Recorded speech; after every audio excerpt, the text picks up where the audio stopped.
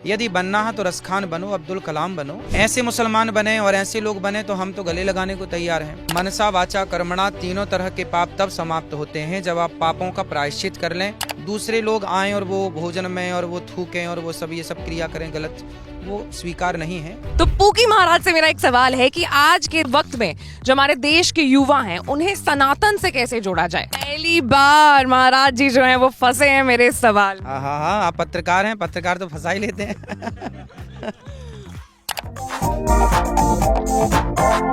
ABP live के धर्म प्रवाह पर अभी हमारे साथ हैं अनिरुद्धाचार्य जी। कैसे हैं आप? कृपा है, अच्छे हैं। इतने सालों बाद महाकुंभ का आयोजन होने वाला है और अब हम उसके साक्षी होने वाले हैं, कैसा लग रहा है आपको? बहुत अच्छा, ये तो हम सबका सौभाग्य है कि 144 वर्ष बाद ये महाकुंभ का एक संयोग बना। बिल्कुल। अनिरुद्धा जी, मैं ये पूछना चाहती हूँ कि देश विदेश हर तरफ से जो लोग हैं महाकुंभ के साक्षी बनने जा रहे हैं, आ करके शाही स्नान लेंगे, अपने पाप धोने जा रहे हैं। तो अब पाप तो जो है वो दो प्रकार के होते हैं, एक होता है जो गलती से हो जाता है और दूसरा जो जानबूझ कर किया जाता है। तो क्या गंगा स्नान करने से ये दोनों तरीके के जो पाप हैं वो धुल जाते हैं? मनसा वाचा कर्मणा तीन तरह के पाप होते हैं। या तो मन से पाप होते हैं, या वचन से पाप होते हैं, या कर्म से पाप होते हैं। तो मनसा वाचा कर्मणा तीनों तरह के पाप तब समाप्त होते हैं जब आप पापों का प्रायश्चित कर लें और फिर संकल्प लें कि अब से दोबारा पाप नहीं होगा।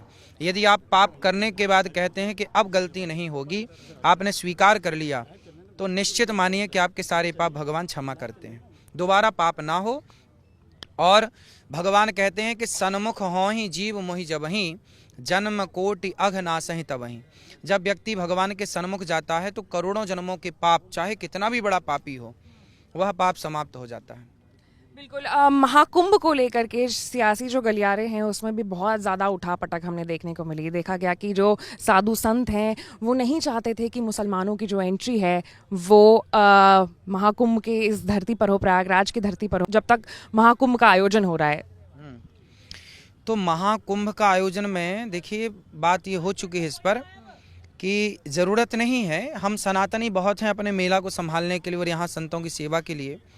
दूसरे लोग आएं और वो भोजन में और वो थूकें और वो सब ये सब क्रिया करें गलत, वो स्वीकार नहीं है, इसलिए एंट्री बंद है।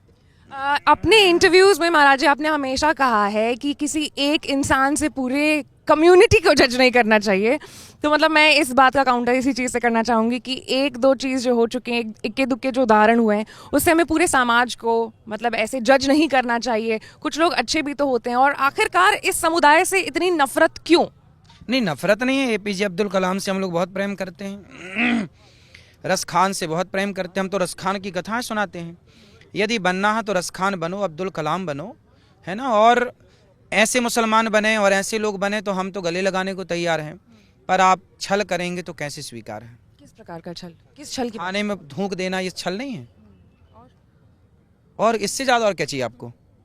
थूक वाला खाना, इससे और क्या ज़्यादा चाहिए? प्रसाद में भी तो मिलावट की बात हो रही थी, फिर वो किसकी गलती है? वो भी तो छल है। किसकी गलती है? तो छल क्या हमारे अपने लोग नहीं कर सकते? जो छल करे वो सब गलत है। चाहे इसलिए भगवान कहते हैं मोहि कपट छल छिद्र न भावा। मुझे छल करने वाले बिल्कुल पसंद नहीं, चाहे कोई हो, आप हो, हम हो, या कोई तीसरा हो, कोई नहीं। बिल्कुल। दावा ये भी किया जा रहा था कि ये जो धरती जिस पे अभी हम इस वक्त खड़े हैं वो वक्फ बोर्ड की संपत्ति है।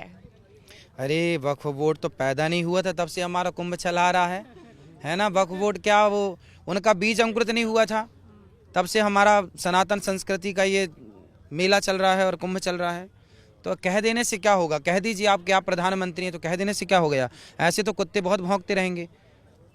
इस वक्त यूपी की धरती पर हम खड़े हैं और यूपी में एक जगह है संबल, जो कि पिछले कुछ दिनों से काफ़ी ज़्यादा चर्चे में है। काफ़ी सारी जो चीज़ें हैं निकल निकल करके सामने आ रही है। शुरुआत जो विवाद हुआ था वो एक मस्जिद से हुआ था, और अब संबल एक ऐसा क्या कह सकते हैं एपिसेंटर बन गया है जहाँ पे सनातन धर्म के बहुत सारे पुराने पुराने जो मॉन्यूमेंट्स थे वो दब करके बाहर निकल रहे हैं। हाँ, निकलने चाहिए। जहाँ जहाँ भगवान के मंदिर निकल रहे हैं, प्राचीन चीज़ें निकल रही हैं, उन्हें तो निकलना ही चाहिए और उनका पुनः निर्माण हो के मंदिर का प्रतिष्ठा होनी चाहिए। बिल्कुल। महाराज जी, एक चीज़ जो है यहाँ के जितने भी लोग हैं मुझे लगता है मेरे से सहमत वो रहेंगे, जब भी कोई बड़ा इवेंट होता है, जब भी कोई महापर्व आता है, तब जो साफ सफाई है किसी भी शहर में इतनी चाक चौबंद तरीके से की जाती है। प्रयागराज को ही अभी हम देख लें तो कितना चमका दिया गया है प्रयागराज को। लेकिन वहीं जब ये खत्म हो जाएगा, महाकुंभ का आयोजन समाप्त हो जाएगा, उसके बाद यही नदी रहेगी। दिल्ली में यमुना को देख लीजिए, इतनी ज़्यादा वो प्रदूषित है। क्या बाकी समय पर सरकार को इस बात का ख्याल नहीं रखना चाहिए? बिल्कुल रखना चाहिए। नदियों को तो हम लोग माँ कहते हैं, तो माँ को पवित्र ही रखना चाहिए और माँ को दूषित नहीं करना चाहिए। हम सबकी जिम्मेदारियाँ हैं। बड़े बड़े जो नाले मिल रहे हैं ना बड़े बड़े शहरों के, उन नालों को पहले ना वेरीफाई करना चाहिए, उन नालों को पहले शुद्ध करना चाहिए और शुद्ध करके फिर जल छोड़ना चाहिए। यदि हम इस पर ध्यान दे दें तो पूरी नदियाँ साफ़ हो जाएं। कोई नहाने से, साबुन लगाने से नदियाँ गंदी होती हैं ये 1% मान सकते हैं, पर 99% जो नदियाँ गंदी हो रही हैं वो बड़े बड़े नालों की वजह से हो रही हैं। उन नालों को ना बीच में रोक करके और फिर STP इत्यादि प्रोजेक्ट लगा करके और फिर शुद्ध पानी करके वो बहाना चाहिए, तब जाके नदियाँ सुरक्षित होंगी, साफ़ होंगी। चलिए, अब आपको मैं बता दूं, जैसा कि आप जानते भी हैं, इससे पहले भी हमारी जो बातचीत हुई थी मैंने आपको बताया था कि आप जेनजी के बहुत फेवरेट हैं। आपको नाम दिया गया है पूकी महाराज का। तो पूकी महाराज से मेरा एक सवाल है कि आज के मतलब वक्त में जो हमारे देश के युवा हैं उन्हें सनातन से कैसे जोड़ा जाए? हर माँ बाप को चाहिए कि अपने बच्चों को गीता पढ़ाएं, रामायण पढ़ाएं और गीता रामायण पढ़ा करके उन्हें सही राह पर चलने की प्रेरणा दें। आजकल के माँ बाप ना सत्संग कराते नहीं हैं, संतों से जोड़ते नहीं हैं, तो बच्चे बिगड़ जाते हैं।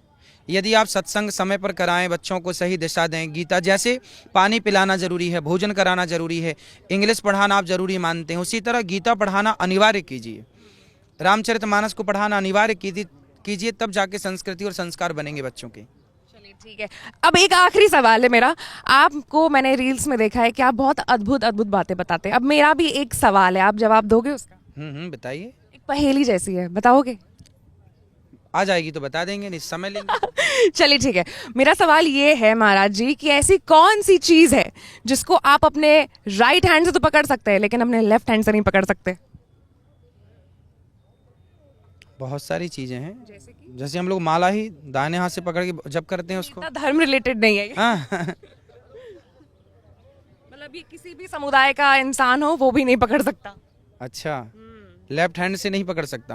हाँ। लेफ्ट से पकड़ सकता है, राइट से पकड़ सकता है, लेफ्ट से नहीं पकड़ सकता। अच्छा, चलो सोचने दो हमें, क्या है? पहली बार महाराज जी जो हैं वो फंसे हैं मेरे इस सवाल में। हाँ, आप पत्रकार हैं, पत्रकार तो फंसा ही लेते हैं। आप हार मानते हैं? क्यों नहीं, बिल्कुल बता दूं फिर। हाँ बताइए। आप अपने लेफ्ट हैंड से अपना लेफ्ट हैंड ही नहीं पकड़ सकते महाराज जी। हाँ, बुद्धू बना दिया आपने।